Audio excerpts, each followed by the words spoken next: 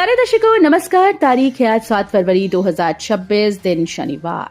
हिंदी तिथि फाल्गुन माह कृष्ण पक्ष षष्ठी। आइए नजर डालते हैं हमारे प्यारे राज्य उत्तराखंड की तमाम बड़ी खबरों पर। वीडियो शुरू करने से पहले कमेंट बॉक्स में जय हिंद लिखकर हमें सपोर्ट करें।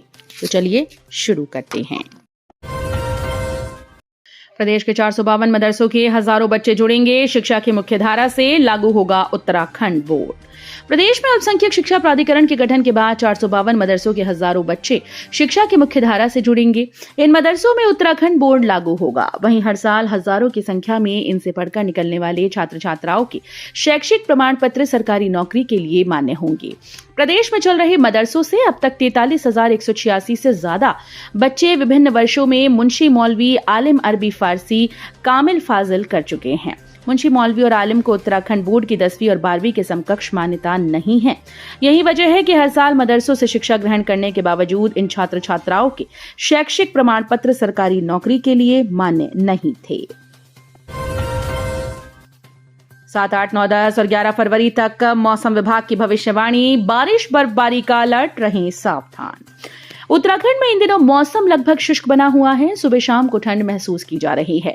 दोपहर के समय धूप खिलने से लोगों को राहत का एहसास हो रहा है। इस बीच मौसम विभाग ने राज्य में बारिश और बर्फबारी का अलर्ट जारी किया। 7 और 8 फरवरी को प्रदेश भर में मौसम के शुष्क रहने का अनुमान है। राज्य में 9, 10 और 11 फरवरी तक पहाड़ों में बारिश और बर्फबारी की आशंका जताई गई, जबकि 3000 मीटर या उससे अधिक ऊंचाई वाले क्षेत्रों में बर्फबारी हो सकती है। भूकंप के झटकों से डोली बागेश्वर में धरती। रिक्टर स्केल पर 3.4 मापी गई तीव्रता। उत्तराखंड के पर्वतीय क्षेत्रों में एक बार फिर से धरती डोलने से हड़कंप मच गया। शुक्रवार सुबह बागेश्वर जिले और आसपास के इलाकों में भूकंप के झटके महसूस किए गए। रिक्टर पैमाने पर भूकंप की तीव्रता 3.4 मापी गई। हालांकि राहत की बात यह है कि कहीं से भी किसी प्रकार के जानमाल के नुकसान की कोई सूचना नहीं है।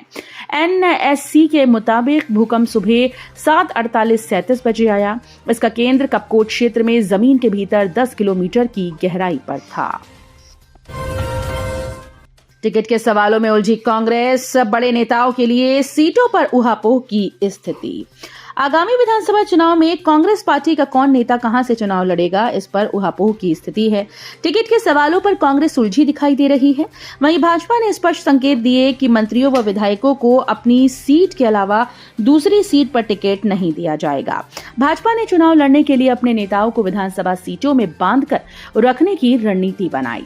उत्तराखंड की राजनीति में 2017 से सत्ता से बाहर कांग्रेस 2027 में होने वाले विधानसभा चुनाव के लिए जनहित के मुद्दों को लेकर काफी सक्रिय दिखाई दे रही है। कांग्रेस अध्यक्ष गणेश गोदियाल के नेतृत्व में पार्टी नेता एकजुटता के साथ चुनाव में भाजपा का मुकाबला करने का कार्यकर्ताओं को संदेश दे रहे हैं।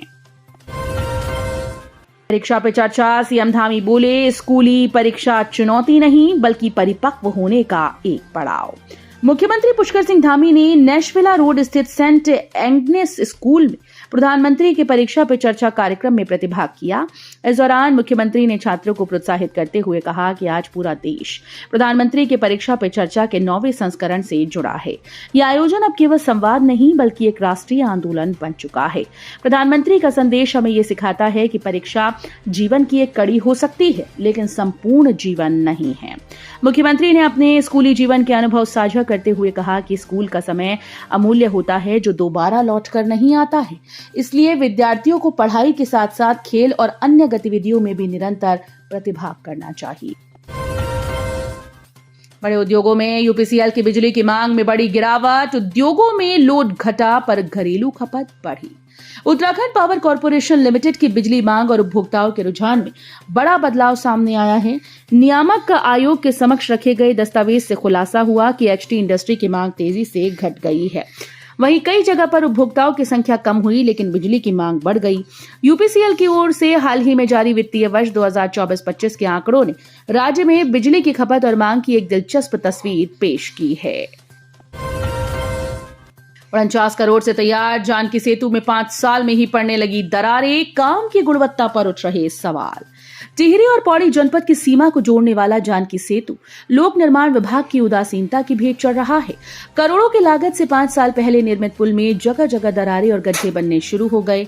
स्थानीय लोग काम की गुणवत्ता पर सवाल उठा रहे हैं। लोक निर्माण विभाग नरेंद्रनगर की ओर से मुनि की रेती से स्वर्गाश्रम वेद निकेतन तक करीब 346 मीटर पुल का निर्माण करीब 49 करोड़ रुपए की लागत से हुआ था। भद्रवाह ट्रैकिंग रूट पर गए 10 युवक जंगल में फंसे, दून पुलिस ने रेस्क्यू कर सकुशल बाहर निकाला। सहसपुर क्षेत्र के भद्रवाह ट्रैकिंग रूट पर जंगल में फंसे 10 युवकों का दून पुलिस ने सुरक्षित रेस्क्यू कर बाहर निकाला। अंधेरा होने के चलते युवक रास्ता भटक गए थे और जंगल में फंस गए। पुलिस कंट्रोल रूम के माध्यम से रात थाना सहसपुर को सूचना मिली कि 10 युवक भद्रवाह ट्रैकिंग पर गए थे, लेकिन अंधेरा होने के बाद वे अपने ट्रैकिंग रूट से भटककर जंगल में चले गए। यूपी बॉर्डर पर रोका आजाद समाज पार्टी के प्रदेश अध्यक्ष का काफिला, दीपक को की वीडियो कॉल। नाम को लेकर फैले धार्मिक उन्माद के बीच कोटद्वार में दीपक कुमार से मिलने आ रहे आजाद समाज पार्टी के प्रदेश अध्यक्ष के काफिले को पुलिस ने उत्तराखंड उत्तर प्रदेश सीमा पर रोक दिया।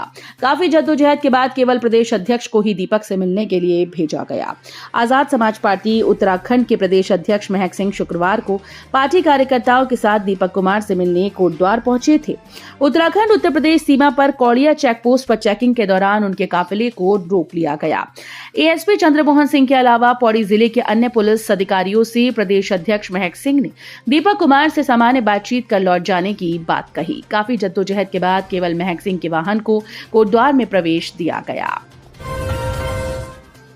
राजनाथ सिंह और सीएम योगी का मुख्यमंत्री धामी ने किया स्वागत, हरिद्वार कार्यक्रम में हुए शामिल। रक्षा मंत्री राजनाथ सिंह, यूपी के मुख्यमंत्री योगी आदित्यनाथ और केंद्रीय मंत्री मनोहर लाल खट्टर ने उत्तराखंड दौरे पर पहुंचे। जौलीग्रांट एयरपोर्ट पर मुख्यमंत्री पुष्कर सिंह धामी ने सभी का स्वागत किया। रक्षा मंत्री, यूपी सीएम और केंद्रीय मंत्री हरिद्वार स्थित सप्तऋषि मैदान में आयोजित त्रिदिवसीय गुरुदेव समाधि मंदिर मूर्ति स्थापना महोत्सव में शामिल होने पहुंचे हैं।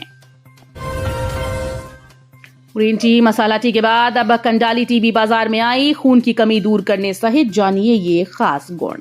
ग्रीन टी, मसाला टी आदि के बाद अब कंडाली टी यानी नेटल टी भी मार्केट में आ गई है। लोगों को जहां ये चाय खूब पसंद आ रही है, वहीं इससे ग्रामीणों की आमदनी भी हो रही है। नेटल की सूखी पत्तियां 100 से 150 रुपए तक में बिक रही हैं। हिमालय क्षेत्रों में होने वाली जंगली घास नेटल यानी कंडाली 12 महीने होती है। अब ये रोजगार का साधन भी बन रही है। संदिग्ध पेय पदार्थ के सेवन से 2 लोगों की हुई मौत, एक की गंभीर हालत, मौके से शराब की बोतलें मिली। खटीमा में देर रात संदिग्ध पेय पदार्थ पीने से 2 लोगों की मौत हो गई, जबकि एक की हालत गंभीर है। पुलिस ने मौके से शराब की बोतलें और संदिग्ध तरल पदार्थ बरामद किए। फॉरेंसिक टीम ने घटनास्थल से साक्ष्य जुटाए हैं। जानकारी के मुताबिक देर रात खटीमा कोतवाल विजेंद्र शाह को कंजाबाग रोड पर शराब सेवन के बाद एक व्यक्ति की मृत्यु और 2 अन्य लोगों के गंभीर होने की सूचना मिली थी। पुलिस ने मौके पर पहुंचकर कंजाबाग निवासी डिल्लू राणा 52 वर्षीय खटीमा उपजिला अस्पताल पहुंचाया, जहां डॉक्टर्स ने उसे मृत घोषित कर दिया। पैराग्लाइडिंग प्रतियोगिता में हादसा, जिप सदस्य समेत 2 पायलट हुए घायल, हायर सेंटर रेफर। कपकोट में राष्ट्रीय पैराग्लाइडिंग प्रतियोगिता के दूसरे दिन लैंडिंग के समय जिले के पूर्व जिप उपाध्यक्ष और टिहरी के एक पायलट हादसे का शिकार हो गए। टिहरी के पायलट का जिला अस्पताल में इलाज चल रहा है। पूर्व जिप अध्यक्ष बेहतर इलाज के लिए हायर सेंटर चले गए। कपकोट के जालेक से पायलट उड़ान भर रहे हैं और केदारेश्वर मैदान में लैंडिंग कर रहे हैं। शुक्रवार को भी प्रतियोगिता का रोमांच चरम पर था। नेपाल बॉर्डर के पास बड़ा हादसा, बारातियों से भरी बस गहरी खाई में गिरी, 13 लोगों की मौत, 34 घायल। भारतीय सीमा से लगे नेपाल बैतडी में बैतडी से बज्जांग जा रही बारात की बस दुर्घटनाग्रस्त हो गई। हादसे में 13 बारातियों की मौत हुई, जबकि 34 घायल हुई। इनमें से कुछ घायलों की हालत गंभीर बताई जा रही है। बैतडी के पुरचुनड़ी नगर पालिका 7 भवने गांव से दुल्हन लेकर बजांग के सुनकुड़ा जा रही बस पुरचुड़ी के बड़गांव मोड़ से अनियंत्रित होकर 150 मीटर गहरी खाई में जा गिरी। तो ये थी उत्तराखंड की बड़ी खबरें। हम मिलेंगे अगले बुलेटिन में, तब तक के लिए धन्यवाद।